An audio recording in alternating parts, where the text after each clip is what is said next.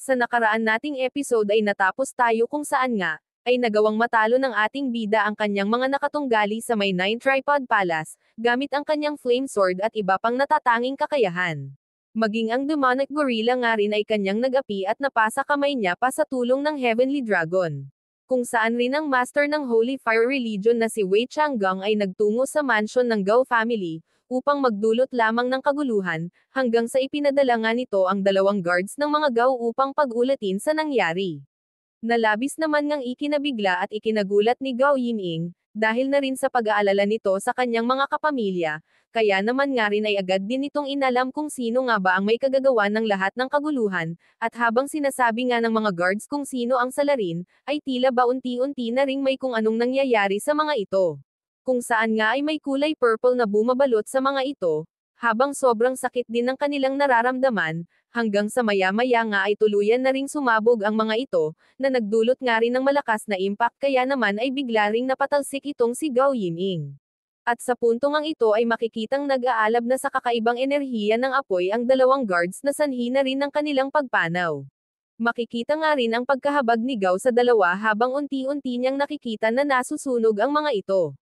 At nang lalapitin nga sana nito ang dalawa, ay agad rin naman itong hinarangan at pinigilan nitong master. Sapagkat ang flame nga raw na bumabalot sa dalawang guards ay nakalalasan, kaya naman mas mabuti raw na wag na muna nilang lapitan ang mga ito. Tanong naman ni Gao na ano nga raw ba talagang uri ng scary witchcraft ang nangyayaring ito sa kanilang mga tauhan. Tugon nga ng master na ito raw ay tinatawag na Purple Demonic Flame, na ginagamit ng mga tao mula sa Holy Fire Religion, kung saan nga ay ilang taon na rin daw nang huli siyang makakita ng ganitong uri ng salamangka. Sambit naman ni Gao na tiyak raw na si Wei Changgang ang may kagagawan nito, sapagkat iyon nga rin daw ang iniulat sa kanya kanina ng mga guards. Nabahagya naman ngang ikinagulat nitong master, sapagkat tila nga nabigla ito dahil sa nakabalik na daw pala ulit ang master ng Holy Fire Religion. Pagkaraan nga rin ng ilang sandali, itong Tian Bao Loft ay makikita ngayon na tila ba nababalutan ng mga parang ulap-ulap at malakas na hangin, na nahahaluan rin ng napakalakas na liwanag, hanggang sa bigla na rin lamang ang sumulpa at mula rito ang ating bida, kung saan nga ay napakalakas at kakaibang aura ang bumabalot sa kanya, ang lahat nga ng ito ay dulot ng kanyang naging pagkukultivate kaya naman mas nag-level up palalo ang kanyang mga skills. At dahil nga sa nagkaroon rin ng pagbabago sa kanyang itsura, ay agad ring tinanong ni Gao kung siya nga raw ba talaga ito. Na ikinamangha naman nga ng master, sapagkat ibang-iba na nga raw ang itsura ngayon nitong ating bida, dahil mas maganda at mas matikas na raw ang kanyang pangangatawan at mukha ring sa puntong ito ay naabot na rin niya ang deity level. Kasunod nga ay sabay-sabay ring nagsiluhuran ang mga ito sa kanyang harapan, at masiglang nagbigay bati at paggalang habang malakas rin na sinasambit ang salitang Mr. Immortal. Kaya naman nga ay hindi na rin sinayang pa ni Gao ang pagkakataon, dahil agad na rin siyang humingi ng tulong mula sa ating bida. Na may pagkagulat naman nga niyang tinanong kung ano nga raw bang nangyari sa pamilya nito. Makalipas nga ng ilang oras, ay muli na silang nagbalik rito sa may Jiang Prefecture. Kung saan nga ay agad na bumungad sa kanila ang malungkot at naiiyak na dalagang si Zayo. Na ipinag-alala naman nga nitong kanyang ama na si Gao, kaya't agad rin itong nagtanong kung okay lang raw ba ang lahat rito sa kanila, tugon naman nga ng dalaga na ayos lang daw siya, subalit si Mr. Buffon raw at si Xiao Jing ay. At hindi pa nga man lang natatapos sa pagsasalita si Zayo, ay agad na rin namang nakisingit ang ating bida, at may pag-aalala nitong tinanong agad kung anong nangyari kay Xiao Jing. Dahil nga sa nagbago ang itsura ng ating bida, ay hindi siya basta nakilala ni Zayo kaya naman agad rin itong nagtanong sa ama nito, kung sino raw ba siya, at agad rin namang sinabi ni Gao na ang lalaking ito nga raw ay ang ating bida.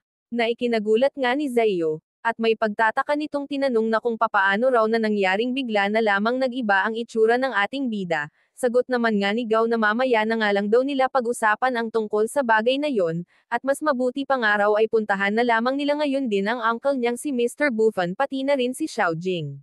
Maya-maya nga ay nagtungo na sila sa silid kung nasa saan si Mr. Buffon, kung saan ay makikita ngang nakaretay ito sa higaan.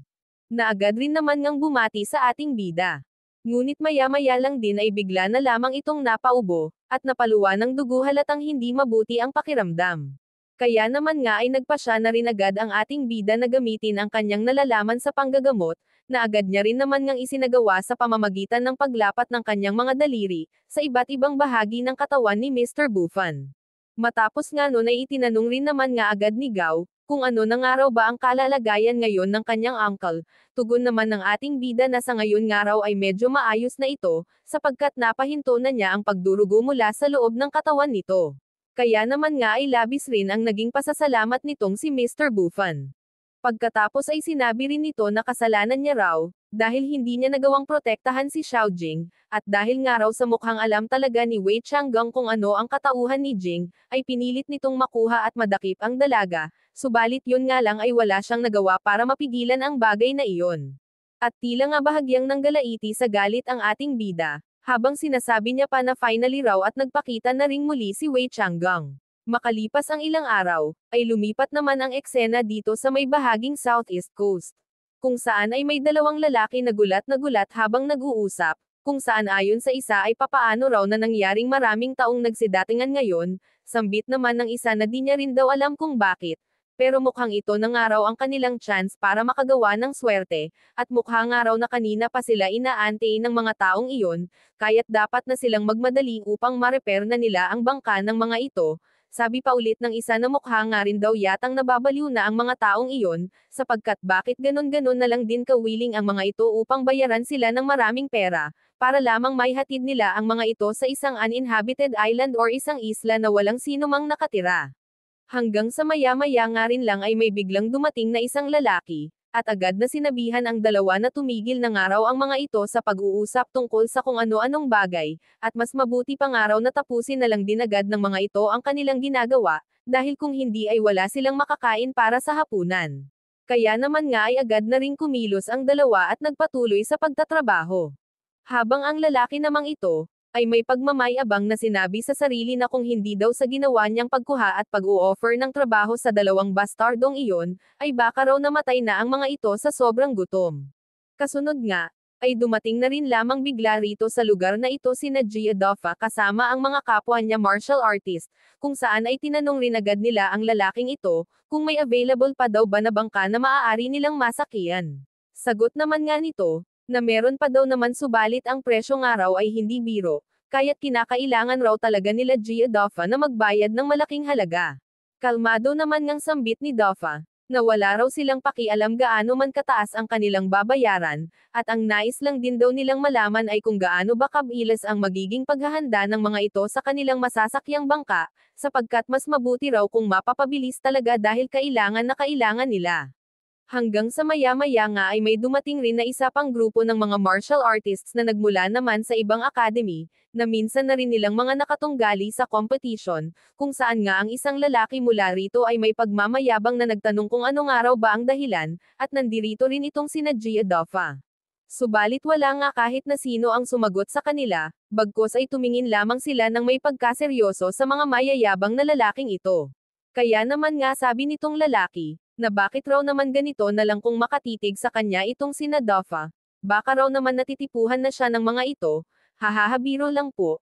Sabi pa nga ng mayabang na lalaking ito, na mukhang kaya rin daw nandirito sila Gia Doffa ay dahil sa manunood rin ang mga ito ng gaganaping duel sa pagitan ni Wei Changgang at ni Lin Haotian, may pang-asar pa nitong sabi na gayon pa man nga raw ay hindi naman daw lahat ay pwedeng makapanood nun. Na may pagkainis naman ngang tinanong ni Doffa, kung ano raw ba talaga ang ibig sabihin nito. Tugon naman nga ng lalaki na bakit raw hindi magkaroon ng common sense itong si Doffa, napakahina naman daw pala ng kukuti nito, ang labanan nga raw na iyon ay paniguradong magiging extremely destructive, kung saan nga raw ang mga lampa at mahihinang tagapanood rito ay maaaring ma-injured lamang once na matamaan or madamay ang mga ito sa kaguluhan, at dahil nga raw sa mga lampa at mahihina itong grupo ni Gia Doffa, ay mas mabuti nga raw na umuwi na lang sila dahil baka ito pa ang maging rason ng kanilang kamatayan. Kalmado lang naman ngang sinabi ni Doffa na talaga raw ba na sila yung mahihina. E di ba nga daw na ang mga mayayabang na lalaking ito ang talagang talunan, sapagkat kung natatandaan nga raw ng mga ito, ay sila ang nanalo sa naganap na competition, 2 buwan na ang nakalilipas. Pag-alit naman ngang sambit ng mayabang na lalaking ito, na wag raw maging masyadong bastos sina Gia Doffa, Sapagkat kung hindi lang daw talaga dahil kay Lin Haotian ay paniguradong sila ang nanalo nung araw na iyon, at tiyak na wala ring magiging laban kahit na konti ang mga ito sa buong academy nila. May panghahamon naman ngang sabi ng isa sa mga kasama ni Doffa, na bakit raw hindi sila magkasubukan ngayon kung talaga. Napinigilan rin naman nga kaagad ng isa pa, sapagkat wala nga raw silang maraming oras para lang sayangin sa mga mayayabang na lalaking ito.